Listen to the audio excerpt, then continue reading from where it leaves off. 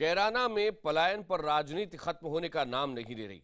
अब राज्य सरकार ने 5 संतों का एक दल कैराना भेजा है, जो कैराना और कांधला का दौरा करेगा और वहां पलायन के आरोपों की जांच करेगा। फिलहाल ये टीम शामली पहुंच गई है और ये उत्तर प्रदेश में कैबिनेट मंत्री शिवपाल यादव ने बनाई है, जो अपनी रिपोर्ट राज्य सरकार को सौंपेगी। इस टीम में हिंदू महासभा के स्वामी चक्रपाणी, आचार्य प्रमोद कृष्णन सहित कुल 5 संत शामिल हैं। इस वक्त हमारे संवाददाता शलभ मणि त्रिपाठी हमारे साथ हैं।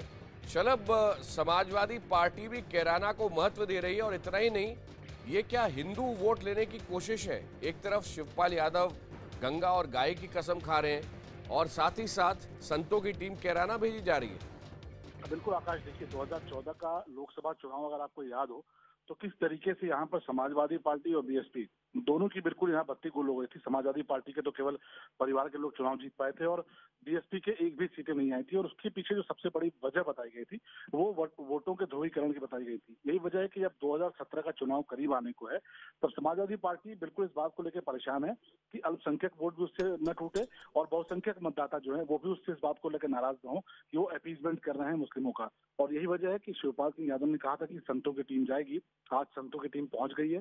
शामली में और कांधला में दोनों जगहों पे जो पलायन को लेकर जो दावे किए जा रहे थे उनकी जांच करेगी, सरकार को अपनी रिपोर्ट देगी और सरकार ये बात फिर कह पाएगी कि इस पूरी घटना की जांच उसने संतों से ही कराई है, हिंदू संतों से ही कराई है, क्योंकि वहां पर पलायन की बात हिंदुओं की कही जा रही है।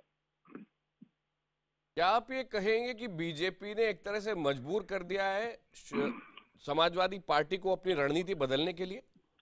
बिल्कुल, ये कहना मुनासिब होगा, क्योंकि अगर आप देखिए तो बीजेपी चाहे मथुरा कांड हो चाहे उसके बाद कैराना कांड हो, एजेंडा बीजेपी सेट कर रही है और कहीं ना कहीं सरकार को उसको फॉलो करना पड़ रहा है। बीजेपी ने ये मुद्दा उठाया कैराना का, जिस तरीके से पूरा मुद्दा पूरे देश के स्तर पर उछला और ना सिर्फ समाजवादी पार्टी बल्कि कांग्रेस के लोग, तमाम पार्टियों के लोग वहां पर पहुंचे, तमाम जगहों से लोग वहां पर पहुंचे और एक बड़ा मुद्दा बना। आप हमारे साथ ही रहिए। आप जो खबर दे रहे हैं, ब्रेकिंग न्यूज आपने जो अभी दी है, इसके ऊपर बात करने के लिए हमारे साथ आईपी सिंह जुड़ गए हैं, बीजेपी के उत्तर प्रदेश के प्रवक्ता। आईपी सिंह जी, सबसे पहले तो मैं आपसे यही जानना चाहता हूं, बीजेपी का इस वक्त रिएक्शन क्या है? कैराना पर 5 संतों की टीम उत्तर प्रदेश सरकार ने भेजी है। देखिए, जो भी कैराना और कांधला को लेकर आज पूरे देश में चर्चा हो रही है, सिर्फ कैराना और कांधला तक ये मामला सीमित नहीं है। चाहे अलीगढ़ का मामला हो, चाहे मुरादाबाद हो, बरेली हो, फैजाबाद से अलग बना हुआ जिला अंबेडकर नगर का टांडा हो, आजमगढ़ का सरायमीर मुबारकपुर हो, ऐसी तमाम जगहें हैं जहां पर हालात 15 वर्षों में सपा बसपा के चलते बहुत खराब हो गए। और जो लोग भी जो संतों की टीम समाजवादी पार्टी ने भेजी है, ये स्वयंभू संत हैं। इनके बारे में पूरा देश जानता है, देश के बारे में भी इन लोगों के बारे में जानकारी है। इनके यहाँ तक कि शिवपाल यादव और श्री मुलायम सिंह जी के यहाँ अगर कोई बर्थडे भी होती है तो सभी संत उनके यहाँ शामिल होते हैं। तो निश्चित रूप से समाजवादी पार्टी ये तमाम, उससे पहले आपसे एक सवाल और पूछना चाहूंगा आईपी सिंह जी।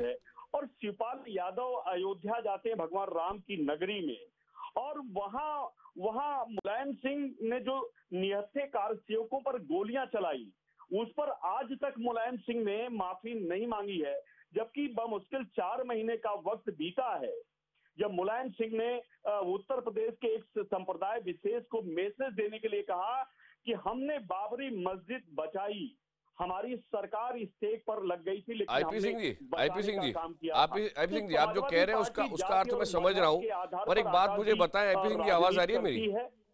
और यही इसका एजेंडा है, विकास सफाई। आईपी सिंह जी, एक बात सुनिए, जो एमवाय समीकरण आपने लगता है पिछली बार तोड़ दिया था समाजवादी पार्टी का, मुस्लिम वोट और साथ ही साथ यादव वोट, इस बार क्या बीजेपी आपके हिंदू वोट को तोड़ सकती है? क्योंकि अगर वो कर लिया समाजवादी पार्टी ने तो फिर आपके कदमों तले जमीन खिसक जाएगी। यशस्वी को बचाने का काम आईपी सिंह जी, आज तक उसके खिलाफ कार्रवाई नहीं। आईपी सिंह जी, सवाल का जवाब दीजिए।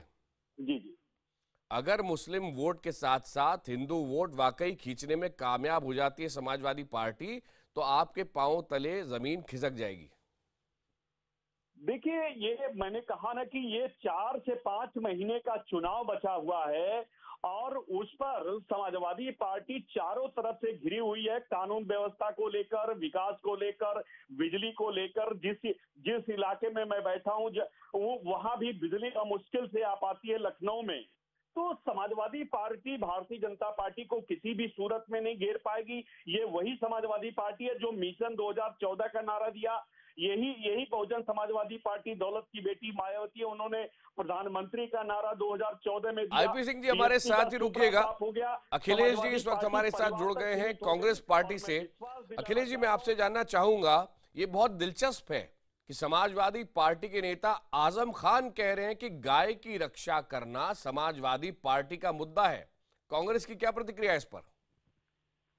तो सबका मुद्दा है, ये तो कानून में है, तो इसमें नई बात क्या कहे उन्होंने?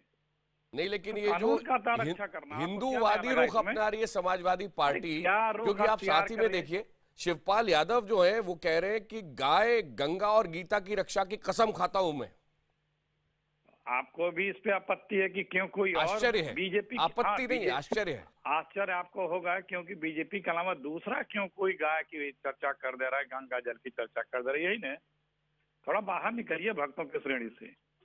वो जो पहले बात आपने अखिलेश जी, कांग्रेस कहाँ खड़ी है ये बताइए ना, आप बाकी पार्टी को बात क्यों कर रहे हैं? जमीन पे खड़े हैं, बैठ जाता तो उठ नहीं पाता। ये तो आईसीयू में खड़ी हुई कांग्रेस। मैं नहीं आता हूँ, आप जैसे लोग इन्हें मैं फोनों पे नहीं आता हूँ क्योंकि मैं मीडिया देती है, इलेक्ट्रॉनिक मीडिया के साथ प्रिंट मीडिया, लेकिन उत्तर प्रदेश की जनता तो कांग्रेस को भूल चुकी है। सुनते रहिए, नमस्कार।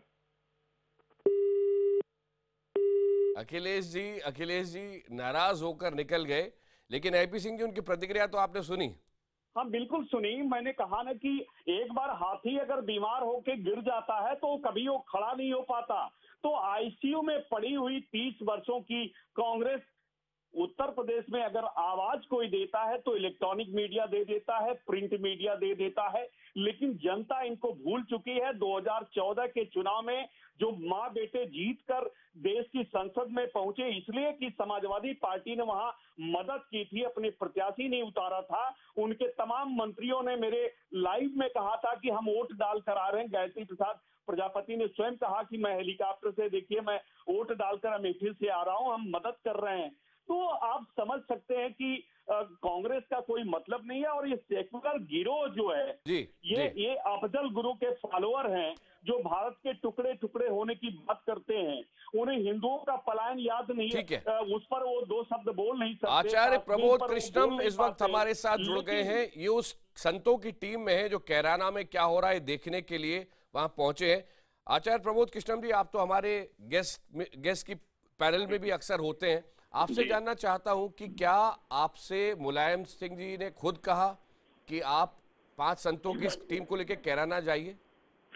देखिए, उत्तर प्रदेश सरकार के वरिष्ठ मंत्री श्री शिवपाल सिंह यादव जी ने उत्तर प्रदेश सरकार की तरफ से संतों से ये आग्रह किया कि कैराना की स्थिति को लेकर के देश में बवाल मचा हुआ है और मैसेज ये जा रहा है कि कैराना जो है वो जैसे भारत का अंग नहीं रह गया है और कैराना में बहुत कुछ जुल्म हो रहा है।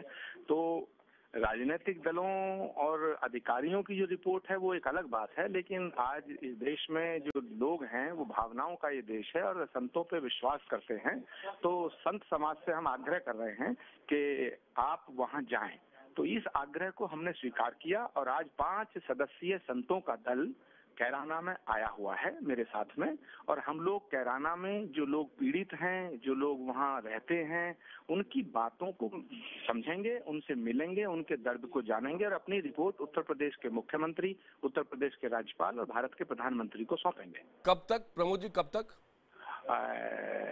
23 तारीख को ये हम लोग फैसला करेंगे कि 23 तारीख को हम ये रिपोर्ट उत्तर प्रदेश के मुख्यमंत्री और राज्यपाल को सौंपेंगे और भारत के प्रधानमंत्री जी को। आचार्य प्रमोद कृष्णम, बहुत बहुत धन्यवाद हमसे बात करने के लिए। आपकी रिपोर्ट का भी इंतजार रहेगा, जिसकी जानकारी हम लगातार IBN 7 पर देते रहेंगे। अभी वक्त एक छोटे से ब्रेक का, जल्द ही लौट रहे हैं और खबरों के साथ।